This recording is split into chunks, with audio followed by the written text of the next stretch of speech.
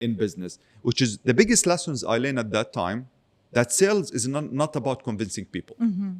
Sales is about helping people make a decision. I love that. Okay, let's backtrack. All Please right. say that again. So sales is not about convincing people. Okay, Sales is about helping people make a decision. excellent. Not about convincing people, it's about helping people make decisions. Absolutely. Okay. And you know, Liliana, when founders... This is Challenger Brands, helping you build better brands and businesses. Hosted by Illustrado, the brand development and creative agency for ambitious and audacious challenger brands. Welcome to another episode of Challenger Brands, where we help entrepreneurs and brand custodians build better brands and businesses. I'm your host, Lalaine Chu Benitez, Managing Director here at Illustrado Brand Development and Creative Agency. And today is going to be a conversation about something that I know a lot of people do not like, i.e. sales, right? When you say sales, a lot of people, especially, founders, startup founders, they never see themselves in a position to be selling. So hopefully today we will get a lot of tips from our guest. But not only that, I'm hoping that you will think about sales in a very, very different way. But before we do that, we'll thank our supporters, Rove Hotels. This is Challenger Brands. Please subscribe to our channel and share our content. Follow us on our agency's social media pages, illustrado.co, on LinkedIn, Instagram, and Facebook, or subscribe to our newsletter via our website, www.illustrado.co. Thank you to our sponsors for today's episode. Rove Hotels. Rove Hotels are a jumping-off point for city explorers, simply designed for the young and young at heart. Born in Dubai, Rove is an award-winning lifestyle brand offering well-designed hotels, fuss-free service, and great value in well-connected locations. More than just a bed for the night, Rove provides rovers, the missing link to connect you to the city like a local, and explore the track less trodden in a relaxed environment where you can be yourself. With sustainability, local art, and high-performing functionality at the heart of its brand, Rove represents a new niche of hospitality for the digital nomad looking to become part of the neighborhood, even when they're just passing through. Please check them out at rovehotels.com. And our special guest today is Mamoun Alamouri. Mamoun is a seasoned entrepreneur. He is a strategic investor. Mamoun has been in the field for 16 years. He's served in leadership positions in companies like Avaya, Cisco, and Unifor. And because of his entrepreneurial spirit, that led him to the startup ecosystem, where he's focusing on SaaS companies and future tech. Welcome to the show, Mamoun. Thank you for gracing us with your presence today. Thanks for having me. So Mamoun and I, we met each other. We were both speaking at an event in DTech in Dubai Silicon Oasis. And when I saw Mamoun's talk, I was like, wow, that was amazing. Because for the first time, I'm hearing somebody speak about sales the way it should be spoken about. So Mamoun, I'm super excited today. Same here. I'm so excited. So Mamoun says that the way we see sales right now is not really all of sales. How we see sales today is really just the closing of sales, but so much more things happen before that. And Mamoun, maybe we can get started. You can tell me about how you got started in this. What led you to this path that changed the way you thought about sales? Awesome. So actually, I'll tell you the story and I'll reflect back to what you said on that about the sales angle. So the story for me, when I graduated from university, top of my class, wanted to change the world. And then I landed my first job. Was technical at that time, computer engineering. Was so awesome. Things was going good. But then I looked at the enterprise, the organization. I find things doesn't matter. Like the technical role is not mattering a lot. That's the way I saw it. I looked at salespeople and I thought this is a fun job. You meet a lot of people. They're getting paid more money. So I jumped ships and I started doing sales. I was doing good at the beginning, but it dawned on me just after a while, I wanted to change the world. Now I'm doing sales, like what I'm doing. And this is when the biggest lesson I start learning during that time. During that time, I started doing meditation, doing reflection. I still do meditation till today, actually. This is the one habit I don't compromise with. But during that time, a simple realization happened. I'm going to tell you about. It will look like this is common knowledge, correct? But this is lead me to something called lazy brain syndrome. Lazy Okay. brain syndrome means the moment I'm telling you something, you think you already know, you're going to zone out. Okay. So I'm going Very to tell you true. something you think you already know, but that was like a eureka moment for me, like a huge thing. And it is that the biggest lesson that I learned at that time, that business equals sales. That's it. That's the biggest lesson I learned. And when I looked at the organization in reality is two things. It's makers and sellers. That's it. And for the vast majority of the organization, sellers are king. Very few like Apple, Nike, these are like the makers are king. But for the vast majority of the organization, sellers are king. Exactly. Now, as the organization grow, there is a new function start, emerging, which is I call them operators. Now, operators are sales or makers, but they're not in the front line. And if they cannot connect the dots between where they are to the sales or the making, they're just punching cards. That's They true. literally they lose themselves to the fact. So, and one of the biggest thing actually they make us not understand is that there is a function in the organization called sales. And that sales, as you rightly said, a lot of people think about it, these are the closers. These are not the sellers. The whole organization sell. When HR creating a culture in the organization, and culture will be the essence of creating who you are and the brand, that is actually what's gonna make you sell at the bigger level. Exactly. Yeah. Something that we don't normally connect, right? Absolutely. Because we think about sales as something that's very technical, Correct. right? But what you found out was that there is a very human side to it. And probably that's even the majority of the sales process. Absolutely. It's not the technical 1, 2, 3. I'll send you a pitch and then you confirm, I close the order. It doesn't happen like that, right? Absolutely. So it's an amazing thing. So what did you do after that? So after that, I went back rocking, So things went great. Yeah. I was doing extremely well. You started growing my career, leadership positions. Then at Cisco, I was looking after. I get promoted to start looking after Europe, Middle East, and Africa. I stayed there for like 3 years, 4 years. And then I decided to change things because I was in a corporate. I worked in corporate all my career. I started the opposite, correct? I didn't work for any small company. I jumped ships to big brands, big companies from the beginning. Then I moved into a smaller company.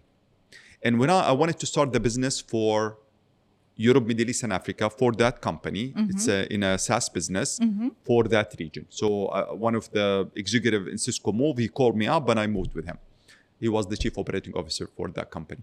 And eventually, when I started, what I did, I connected the dots, what I was doing at that time, the partners, the good employees, the story, Then I went to market, it wasn't selling.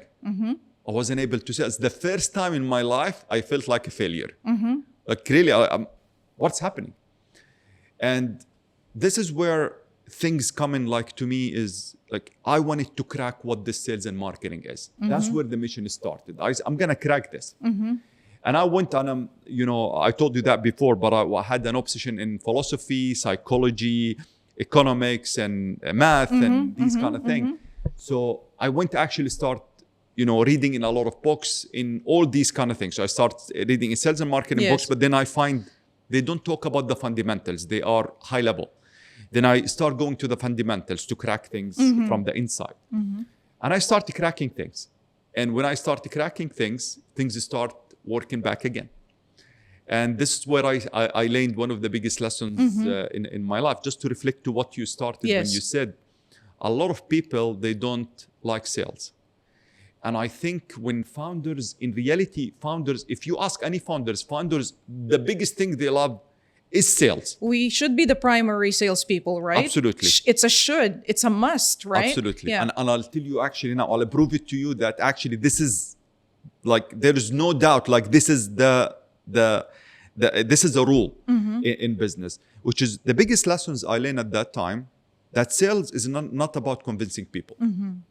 Sales is about helping people make a decision. I love that. Okay, let's backtrack. Please right. say that again. So sales is not about convincing people. Okay. Sales is about helping people make a decision. Excellent. Not about convincing people. It's about helping people make decisions. Absolutely. Okay. And you know, Liliana, when founders say, and I meet a lot of them, when they say we do not like sales, they actually say we don't like to convincing people. Yes. And True. I think if you are in a business of trying to convince people, it will feel like Definitely. it's life sucking, you know. It 'Cause see, is.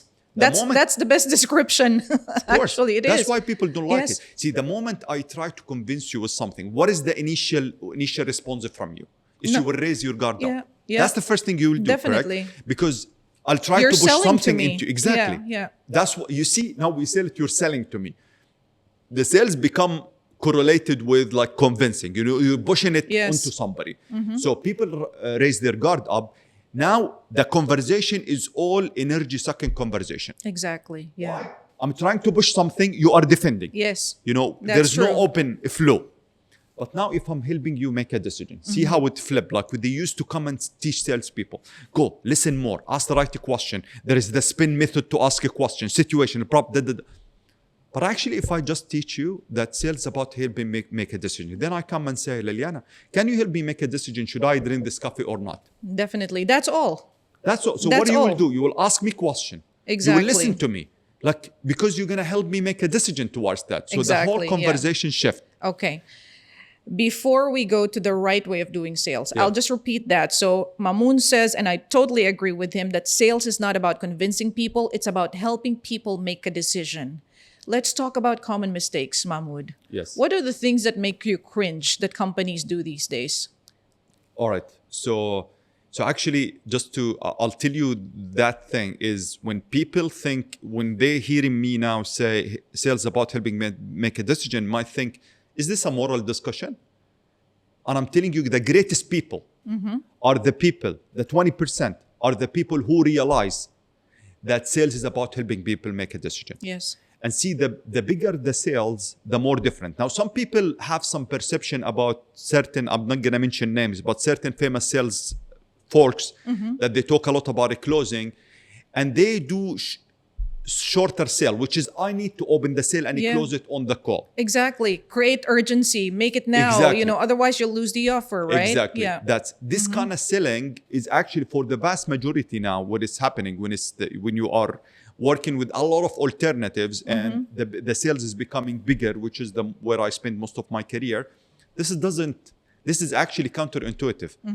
Even if people actually buy from you with these tactics, they're not going to remember it correctly. Yeah. They're not going to like it, you know, unless you actually, when you did these things, you did it to help them make a decision. Now you ask about mistakes. So the mistakes that organizations do, the first thing is, which is organization do not think, when they put up the sales function, they design it in a way to focus on hammer and a nail kind of situation. What is your job? If you meet somebody, you keep talking about our products, you talk about our solution till they buy. That's what we do. That's what we teach people. Now, see, the problem with this is that this is an example you and I we talked about. Is it's like you're going with a lady for a date, and then you ask her, you propose in the first meeting. Exactly. Right? You go for your core offer from the first encounter. You know, business is a relationship. So when you are in that relationship, you will never do that in real life, correct? Unless, Definitely. sorry, you're a psycho, or it's like, yeah, I mean, it That's has true. to be, you know. You don't ask people just to marry you, just like that, right? Absolutely, you know. So why are we doing it in sales? That's part of it, correct? Yeah. Because that's what we teach people. You come in here, that's the story, hammer and a nail. I meet you, I have this product, Yes. I keep talking about it, correct? And vast majority of the organization, because it's a hammer and a nail kind of situation, and sometimes it works. So we keep pushing for it. So, and I see this misconception about this whole thing, like, but that's what we should do, correct? And I like to crack that. So hopefully now I'll tell you this, and hopefully we'll crack this. Why sometimes you should do that, and sometimes, most of the time, you should avoid that. See, when organization comes in, they have a sales funnel. And the sales funnel starts when the opportunity got created. The problem is this is not helpful because opportunity created means I have an interest, correct? Like, I wanted to do it. Yes. But for vast majority of the people, they go into a pre-sales funnel, and I call it the awareness funnel. So let me tell you what is it, at least the way I articulate it. So vast majority of the people, they're not aware about your whole thing. Maybe the problem, the solution, the product. Yes, They're that's fully true. not aware. The second level is people who are desire aware. So people who are maybe wanted to be fit, wanted to live healthier. They are desire aware, but they never gone into that journey. Yes. There's other people who started that journey and then they start facing obstacles. So, which is, we call them problem aware.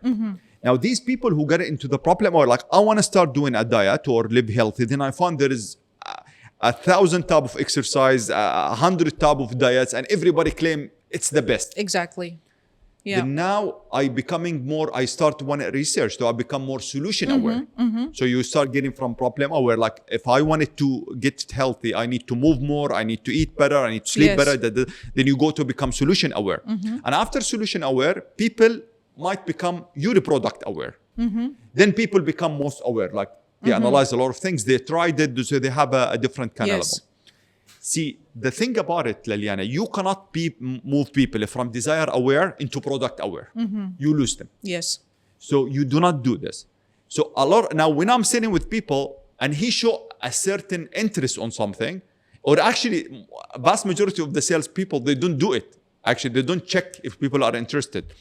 You go for your product kill while people is still on the desire aware state, correct? Exactly.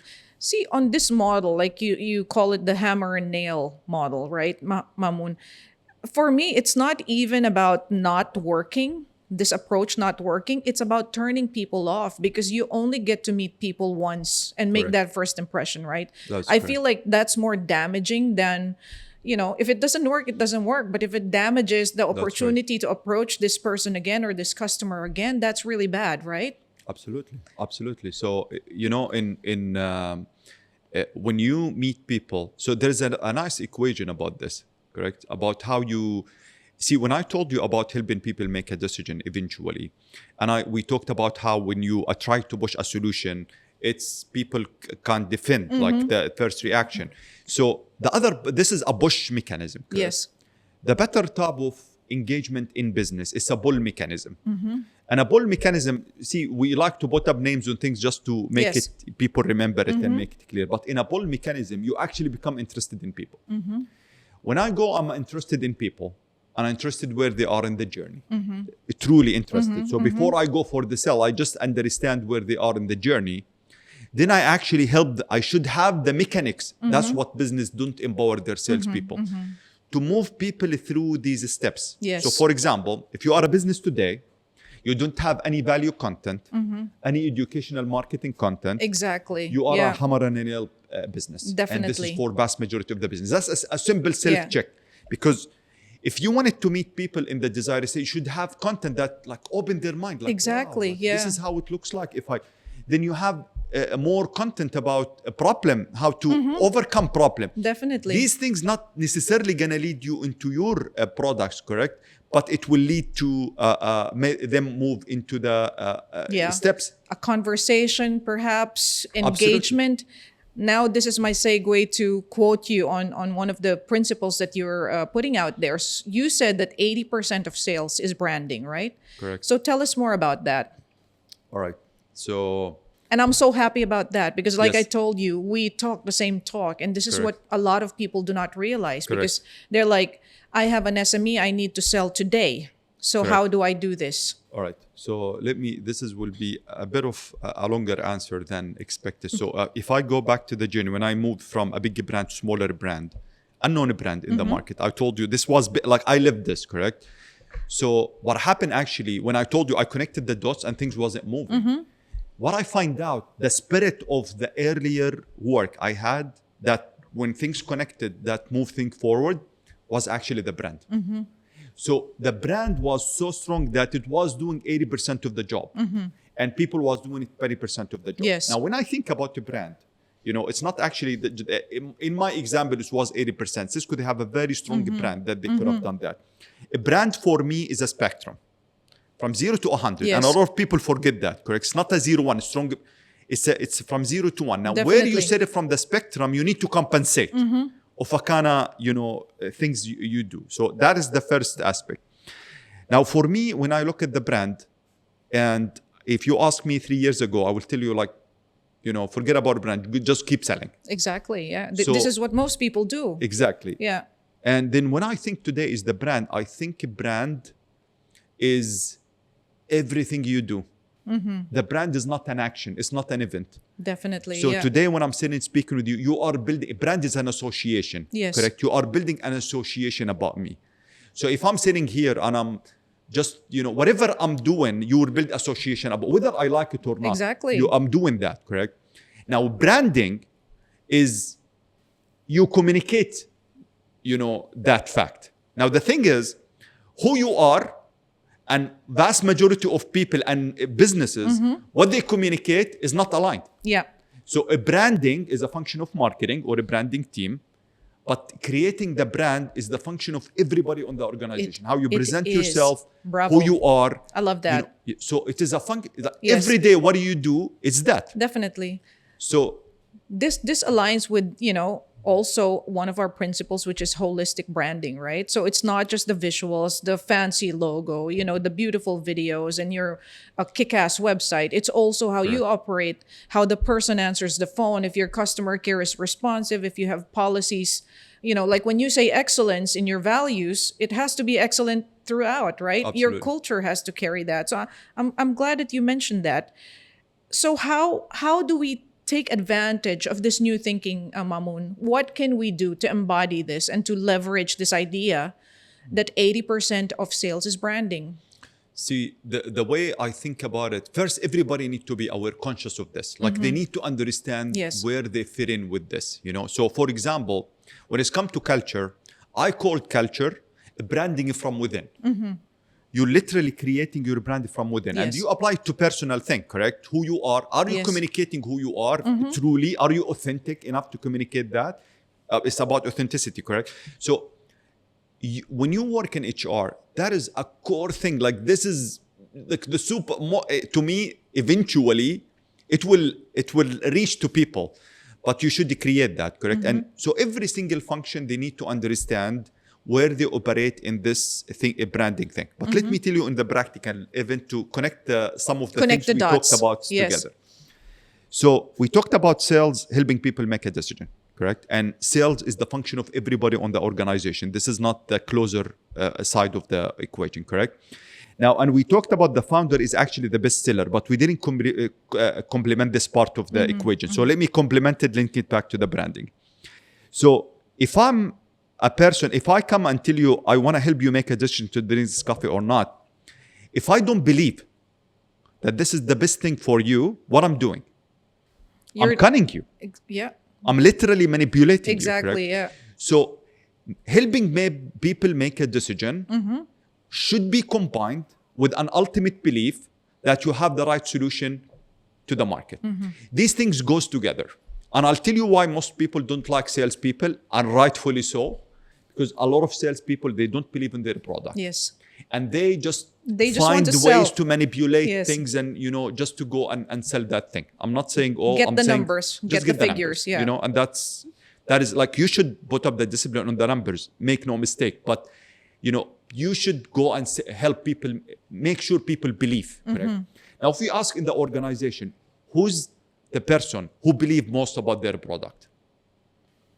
Is the founder. It's the founder. Yeah. And that's what we said. The founder is the best salespeople in the Exactly. organization. So now the founder need to reflect this belief to the people. He need to actually come and make people. But you need to prove it first. When you go make the sale and you start, it's the founder role to do the first sale. It's the founder role to build the sales machine. And you bring people, you lit the fire. You pour gas into it by hiring people. Now, you need to start reflecting this kind of belief into the people. Yes. Now, this belief, when somebody comes in and tell you, but there is a product better than us on the market, you should actually sit down and have a conversation. Why? Because you will never be the best for everybody. You should come and say, you're right, but that's not our customer. Not for our target customers. Not for our target. Yes. That's the bond. That's the customer who you go. It's a killer for them. Then he might come to, but I'm a sales guy. I need to sell this. You're correct. This is where we have a discount conversation, because now I need to lower my price. I'm acknowledging that my price is not the best for that, but I can make value for money. Recommendations. I can make it so that Definitely. now I go. I say, Yes. listen. I know maybe they're not better than these guys, but with X and Y and Z, we can do that, and this is my offer. You see, so eventually the story should come when. Now I want to link it back to the branding.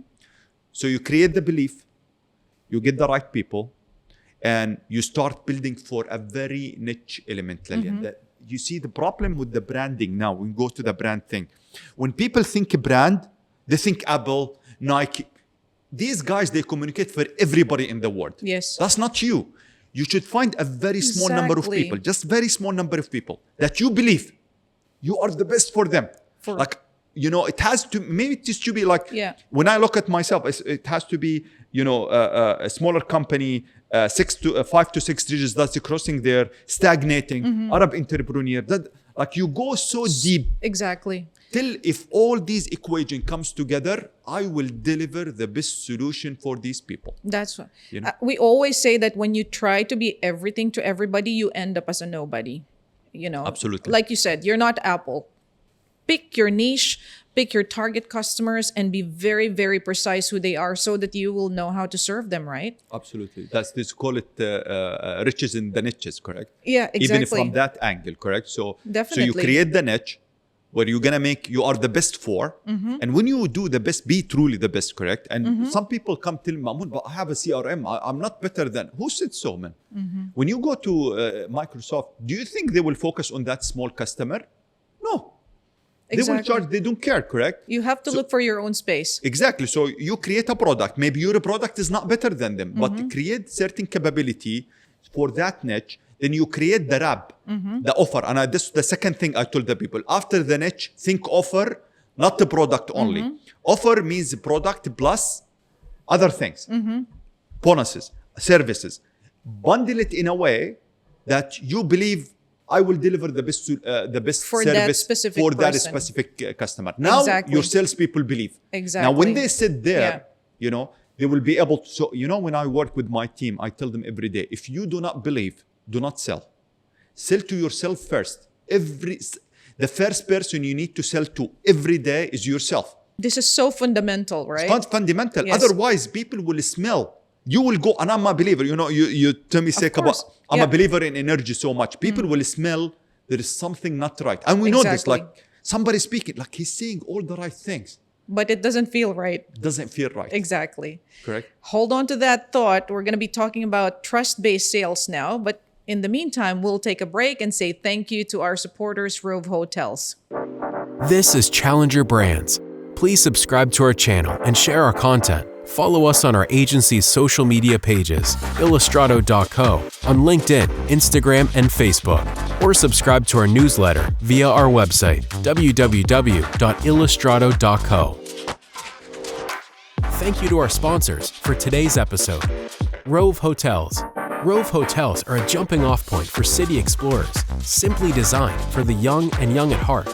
Born in Dubai, Rove is an award-winning lifestyle brand offering well-designed hotels, fuss-free service, and great value in well-connected locations. More than just a bed for the night, Rove provides rovers, the missing link to connect you to the city like a local, and explore the track less trodden in a relaxed environment where you can be yourself. With sustainability, local art, and high-performing functionality at the heart of its brand, Rove represents a new niche of hospitality for the digital nomad looking to become part of the neighborhood, even when they're just passing through. Please check them out at rovehotels.com. Mamoun, tell me about trust.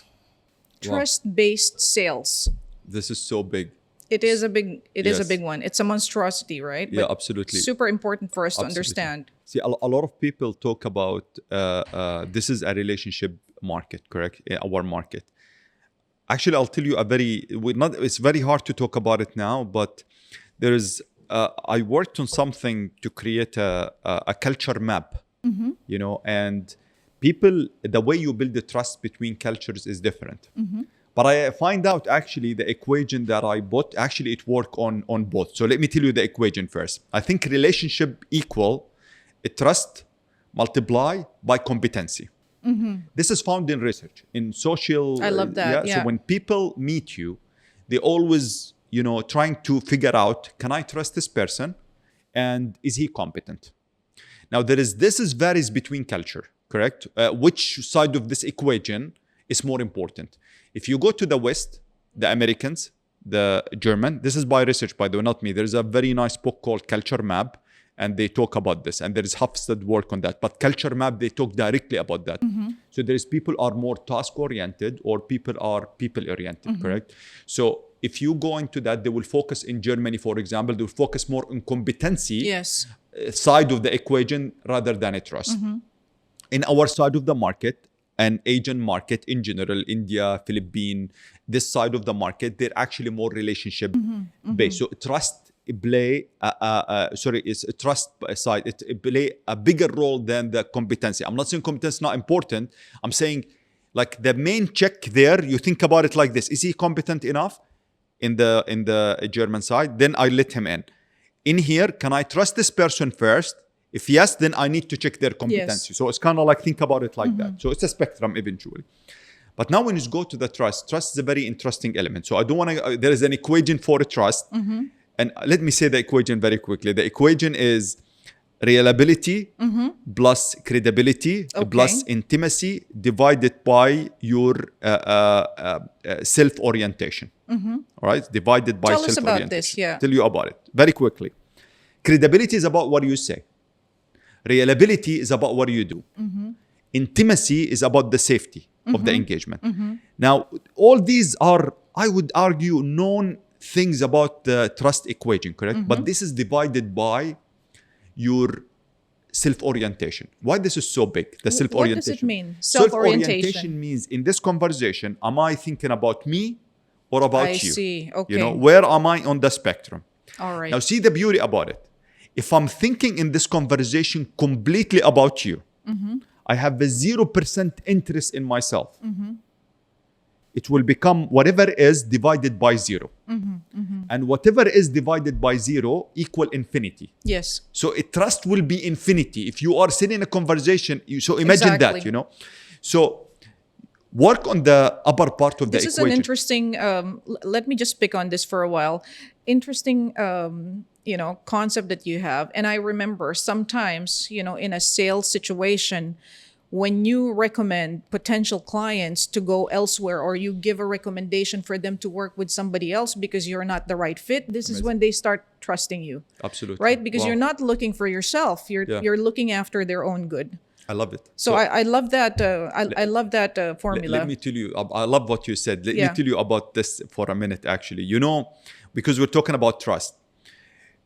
In research, what is the top 3 thing that salespeople do to build instant trust, like rapport? So I went to a shop. I want to buy something in the shop, correct? I'm going for the buy. So I'm asking you to sell me something. Yeah. What is the top 3 things that help the person build rapport with the customer? Number 1, that's a tactic. You can use it tomorrow. Number 1 is to sell less. You see, if I go and say, I want to buy this computer, I want to do this, then the sales come and say, I don't think you need that. This is good. Like, buy this, try it out. The moment a sales, and you can relate to any story that you have recently.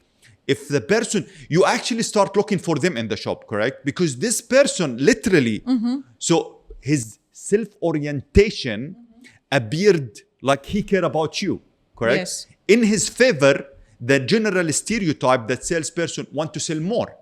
All of a sudden, this guy actually told you to buy less. So that's number 1. Number 2, which is exactly what you mentioned, Liliana, is actually talk positive about your competition. And I'll tell you a nice story about this, So when I wanted to buy a car, I was hesitant between a German car, without mentioning its name, and the Maserati. Okay. So when I went to the German shop first, and the guy I told him my choices, and he said, "Man, this Maserati is empty. It has no engineering." He went to the attack about the competition. Of course, life-sucking, energy-sucking conversation. You know, I just wanted to get out from the shop. I got out. I went to the Maserati shop. It was an amazing lady. We're still friends till this day. She came and she listened to me, and then she said, Mamoun, 2 great choices. You know, there is nobody like the Germans when it's come to engineering. Have you seen the self-parking? She made me feel good about my 2 decisions immediately. She acknowledged me. Yes. She acknowledged my 2 choices are so smart, so good. So we start vibing together. Then see the next step now. Then that's acknowledge stage. Next step is neutralize. And she said, Mamoun, you know what? But Maserati, by the way, they start becoming conscious about the engineering. So now they added, you know, you've seen the screen, you've seen X, you've seen Y. She neutralized. But then she said, what's the next? This is where the mic dropped, correct? Then she went into the attack in a very smart way, or offer. She said, Mamoun, you know what? If somebody wants to buy a car for engineering, they will go to that company. But the people you know who buy the Maserati, they don't buy it for the engineering. They buy it because of this a Ferrari engine. You've seen the vibration. When you test drive it, you see when you accelerate what happens. Yes, what happens? I bought the car the same day. Yeah. She spoke very smartly about competition into that conversation. So when next time somebody come and spoke about your competition, don't go, but, or I hear you. No, acknowledge it well. Teach yourself about competition, why they're so good. Talk about it positively. Then you neutralize, then you go for the attack. You know, I love that. That's a master class in selling. That is so smart. And Absolutely. you know, I hope everybody's listening. So don't destroy your competition like that. If you have to speak highly of them, speak well, and then you can always talk about your benefits, right? Absolutely. So it's really after looking out for the good of the customer. Absolutely. So again, no surprise, but you know, self-orientation. Exactly. That's the self-orientation part of the equation. And see, Lilian, when we connected back to helping people make a decision, you know, convincing you, it's me. It's about me. Yes. The self-orientation is on my side. Helping you make a decision, I'm into you. You see, Yes. like even just this mindset will make you, Definitely. you know, belief about I have the right solution for you. Definitely. Immediately, you're working on the self-orientation side.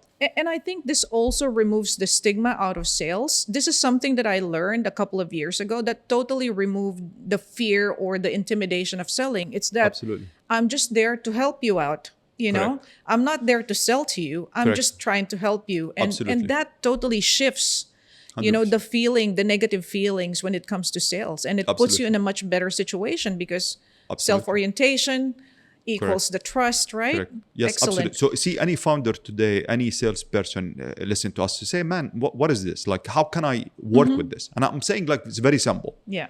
Sell to yourself first. Very simple. Sit down. If you're feeling agitated about getting into a call with the customer because you want to convince them to do, doesn't feel right, you know. Sit to yourself, write the story. It should be so convincing to you. Challenge each other. Believe before you go into this. That's what you do. Like it's a sell to yourself first. Let your team, you know, buy into this. You know, there's something I call sales block. You know, there is an art, an art or writer block. There's a sales block. Sales block is the following. This syndrome. I don't know. I coined it but that's the syndrome. I like to call it. A sales guy comes in. He's a hero sales guy. He's selling at the beginning. Then 6 months down the road, he stopped selling. What happened? This person actually start finding out the cracks in the story. He implemented that solution. He sold it to his customer, and the customer isn't happy, or the things is not working, or so now he actually maybe not able to articulate what he's not able to sell because he's selling the same story. He's saying the same thing. He's actually getting better at maneuvering things. Yes. But he doesn't believe anymore. His belief is shrinking. Belief is shrinking. Yeah. So I think it's all the time having this hard conversation, facing the brutal fact, acknowledge when things is not going right, and say, how are we going to fix it? Exactly. How are we going to, don't hide, just do it. Yeah. And people wanted to go with you into that journey. Of course. You know? So, but now I want to tell you about this is the tactical way of building a trust. There is a strategic way of building a trust. We're talking about the funnel now. We're talking about the funnel in a Excellent. way, if you want. So yes, please. See, when you talk about the trust element, there is a nice equation founded in psychology, in social science, and by Google as well. They find that research when people buy from you. And this is how I call it. So Len, I'm not only interested in the equation and definition, but how you operationalize it is my biggest, this is where I love things. Definitely. Correct? And how you operationalize the trust. So we talked about the tactical elements. People in the journey, they are solution aware. They came to you. You build instance rapport by doing the tactics we talked about. You offer less, you talk about competition. You say, I don't know. This is the tactical way. You listen more. But now the strategic element now, I'm a founder looking at how can I build the trust with a stranger? Because you see a lot of people, how they start a company, Lilian, they sell to people they already know, they have a trust with them. The challenge become, how am I going to go sell to stranger? Definitely. So, and I say, how am I going to now build it? That you shift the question now. Say the next question is, how gonna build the trust with that? Because now it's about how do we build the trust machine? Trust machine with that person. And how I say that, there's the operational side of things called 7-11-4. People start building association, brand about you or your company, whatever it is. When they spend 7 hours with you. 7 hours. In 4 different places. Okay. At 11 touch points. 11 touch points. So when people, during this time, people is building association about you. Now, this is average, correct? There's people are more trusting, so maybe it takes them 3 hours. There's people 1 2 hours. You got different cultures, different things. So it is just an average, a good way to think about it. Now, the interesting things, and I'm arguing this, and this is what I do. This is not what I'm telling people to do. This is exactly what I do. Okay. In my current company, the people we work with, this is the equation. During this time, when you do this, abstain yourself from doing sales. The normal way of doing selling. Abstain yourself. Do not do it. Because the moment you push it, you depreciate yourself. Yes. Now ask yourself, during this 7 hours, 4 different places, 11 touch points, what is the association I want to build with this? What I want them to build association about me, So when you design a master class. Your 7-11-4. 7-11-4. So first what you do, you go build educational content for people. I call it educational marketing. Value add content. What do you do today? Yes. Today, this webinar, people... This is part of our 7 hours. This 7 hours. People are consuming this. So they are knowing Lilian. So actually, I'm building association about her. She's adding value. She's bringing people to add value. So that's part of it. If you want to get into social, this is it. That's the reason. Exactly. So I see a video from you. Then tomorrow I listen to the podcast in the car. Then tomorrow I see written content in LinkedIn about this topic. That's touch points. Then next day we go for lunch. Then next day you do a mastery class. Then you invite me to that mastery class. Then now I'm spending more hours with you. Then now this is what I do with people. When you come to a mastery class or a webinar, be a moderator. Now bring your Dream 100 people who you want to do business well. Make them be the panelist. Now what you do, you meet them before the webinar, you meet them during the webinar, you meet them after the webinar. Now all of a sudden, you spend the 3 hours with them and they saw an email from you, they saw certain content from you. Now they see many touch points with you. Then when you do a physical event, do the same. Be the moderator, bring panelists, Dream 100 customers or prospects. Spend time with them before, because you're going to moderate, correct? What kind of question you want to ask? You spend 1-to-1, you spend in a group, you spend time with them during the session, you go for lunch after the session. All of a sudden, in a very short period of time, you spend 7 hours with them at 11 touch points in 4 different places. This is how you operationalize it. And you are not selling. And during all this time, you're not going for the sale. What happened actually, Lian, with this?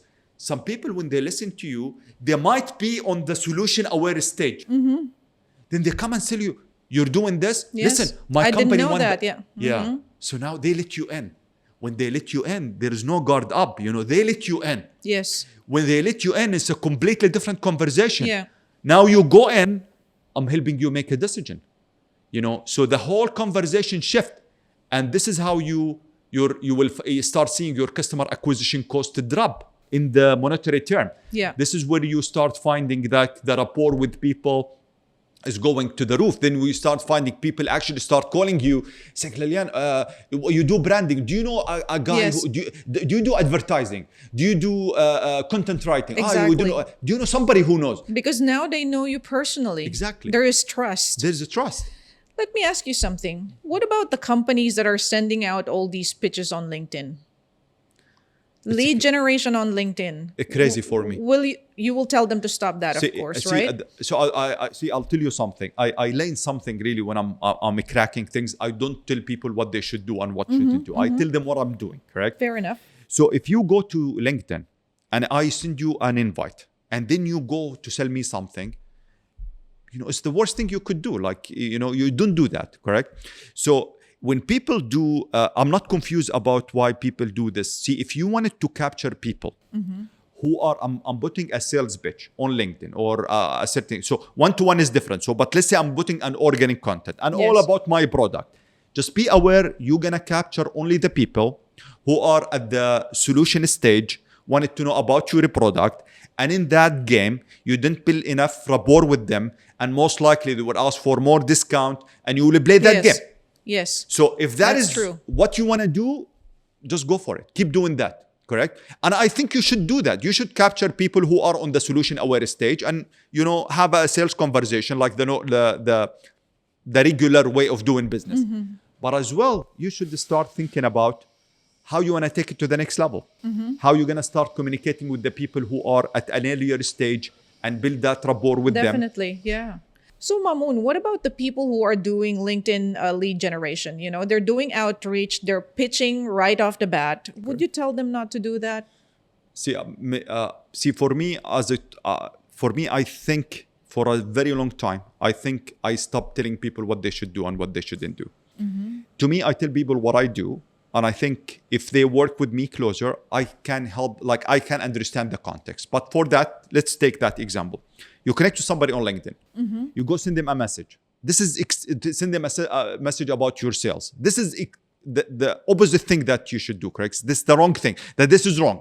I tell you, you should stop doing. But for people, when they put a general pitch or they make a YouTube or LinkedIn recording about only about their product, I'm saying it's good, but you need to understand what you're doing.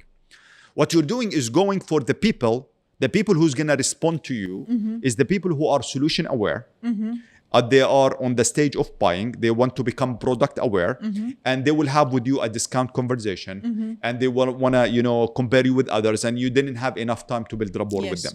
If that's what you want to do, just go for it. And I think you should do that, but you should be smart about it.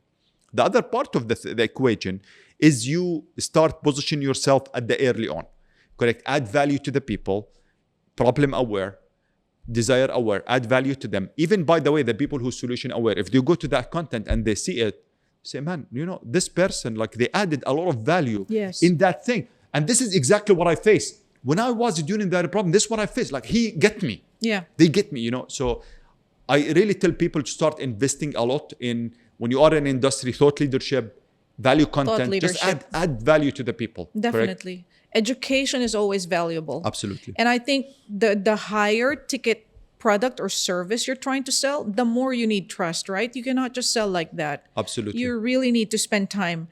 Mamoun, what are the other things that you feel are offshoots of building a trust-based sales machine?